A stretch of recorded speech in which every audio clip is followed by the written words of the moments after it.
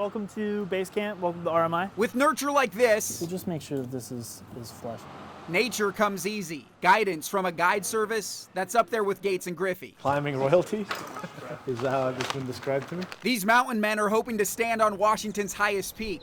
To get there, they'll be standing on the shoulders of a legend. Well, there's been a guide service on Mount Rainier since the early 1900s. Peter Whittaker is the son of Lou Whittaker. Lou launched Rainier Mountaineering, RMI, 50 years ago, a company designed to make the mountain manageable to groups of people like this. Preparation started last week. An early season summit is the goal. If successful, they'd be the first to do it this year. It's a 4-day program to 14,000 feet. Look alive, you're on TV. Lead RMI guide for the journey is Dominic Cifelli. Just watch me for now. He'll be at the head of the rope. It's not always guaranteed that we get to the top. He knows he's following in the footsteps of a family of guides who blazed the trail. Whittaker is synonymous with mountaineering in Washington. Lou Whittaker was born in Seattle and drawn to the snow. He summited Rainier over 250 times. He never personally summited Mount Everest, but 40 years ago on the world's highest mountain, he guided a teammate to the top, the first American to get there from the north side.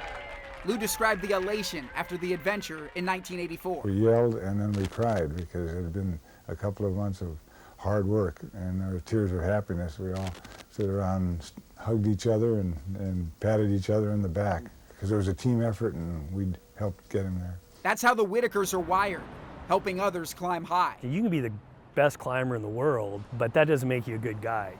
You have to have empathy, patience, really like people. That was my father. Lou was a larger-than-life figure who grew his company into the largest expedition service in North America. Before he died, he wanted to know not just what it was to live, but what it was to fully live. Lou lived a life so full, his legacy lives on. RMI gives 3,000 people a year a core memory, a peak experience on Rainier. The guide group now runs 60 deep. I want to welcome you to the Whittaker Mountaineering Summit Club. It includes his son, who's guided professionally since he was 16. We're kind of the portal to the mountains. Peter's also the CEO, and he's helped business boom. The gear is top tier. The customers treated like kings. Make their experience as best as possible through tricks for conditioning, techniques for climbing, and just the whole overall experience. Lou set the foundation, and Peter's taken it into the future. An evolution, not just happening under the shade of the trees in Ashford. The Whittaker family tree touches further to Lou's nephew up north. I take Pete Carroll's wisdom to heart and just try to be positive, be supportive. That's the type of coach I am. 39-year-old Leif Whittaker is into his coaching chapter as well, not as a guide, One thing I think is that's smart to do in your training. but as a fitness guru, helping people develop a well-conditioned base before getting to base camp. I want to build people up and make them believe that they can go climb this mountain. Let's see. The real work happens here. This application can be a little buggy sometimes. From his parents' home in Port Townsend, So- he's connecting with clients around the world, taking special interest in a group of climbers currently on Everest, Courtney trained really hard.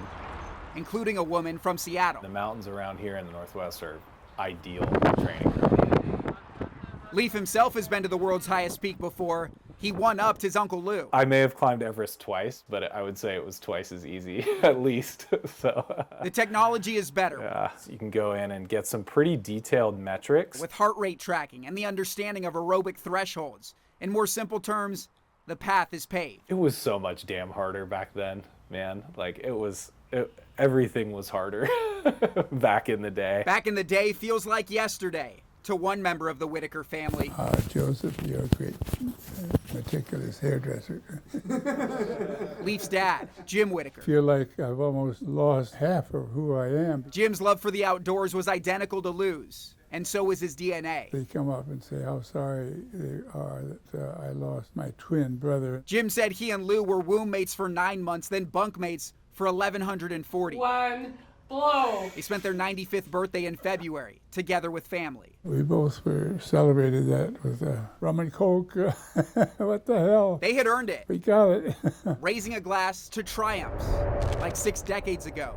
And these shots are base camp on Everest 1963 when Jim raised the first American flag on the summit of Everest. But more importantly, raising a glass to the sons they raised. I think you can't really have grown up as the son of Jim or Lou Whittaker and not feel some sense of responsibility. My uncle and father are these huge mountaineers, and they've done so much for American mountaineering. You know, how am I going to outperform them or even meet the level that they got to? All we can do is try to meet that and do our best to carry that on in our own way. With fathers who were scaling summits, Leif and Peter had no choice but to look up to them. They found looking out for others is even more rewarding. You're not only doing good things with your family, but you're beginning to do things for other people and the world. Nature always came natural to the Whittakers. It's a part of my nature. It's a part of my blood. But it's nurture that's become the next step.